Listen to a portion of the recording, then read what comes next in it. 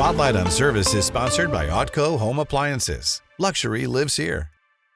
We're celebrating our nation's 250th birthday by honoring everyday Americans. We call it Red, White, and You. It is the perfect way to honor veterans in the St. Louis area who have served their country. Steve Savard joins us with tonight's Spotlight on Service. Kelly and Mike, leave it to dogs to help. Yeah, of course. That's the subject here tonight. Two catastrophic attacks on America motivated hundreds of thousands of young Americans from different generations to enlist in the armed forces. For the men of the greatest generation, it was the attack on Pearl Harbor.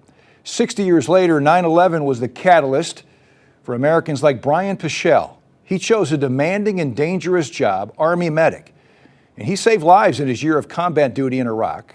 20 years later, the organization he now leads, Dogs for Our Brave, is changing disabled veterans' lives, and in some cases, he's helping save lives once again. I live in this country, I live in this great country, and I've been afforded all these great opportunities. Who am I to not give of my service to this nation? You know, it seems like, the calling has been placed by 9/11. At age 27, Brian left behind his passion, coaching college volleyball, to do his part in the war on terror, specifically as an Army medic, keeping soldiers alive. That was my driving force of, can I help keep one face off of the news at night? And that would be enough. So the medic aspect of things, that's all I ever wanted to do. He was attached to an engineering unit whose mission was route clearance. They were IED hunters, as Brian puts it. He earned commendations for valor and a Purple Heart, but was eventually medically retired due to severe PTSD. It's something I'll deal with until the end of my days, to be quite honest. But yeah, after I got out, it was a rough go for quite some time. In 2023, 14 years after returning to coaching volleyball, he answered the call to serve again. Wally, come.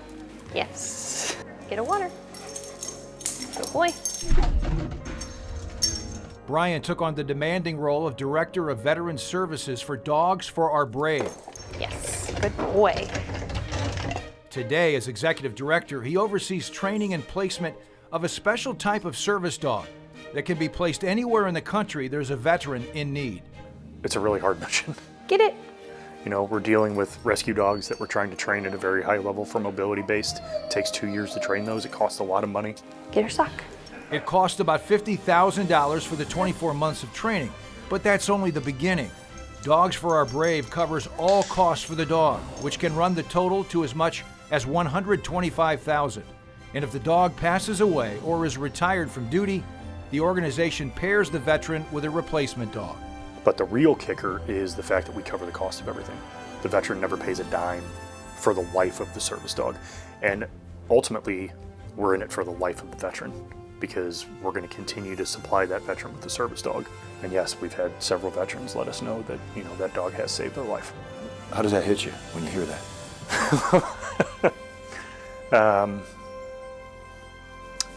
To be honest, it's kind of surreal. We're going to take care of the brothers and sisters that did make it home and still need our help. We're going to stay in the fight for them.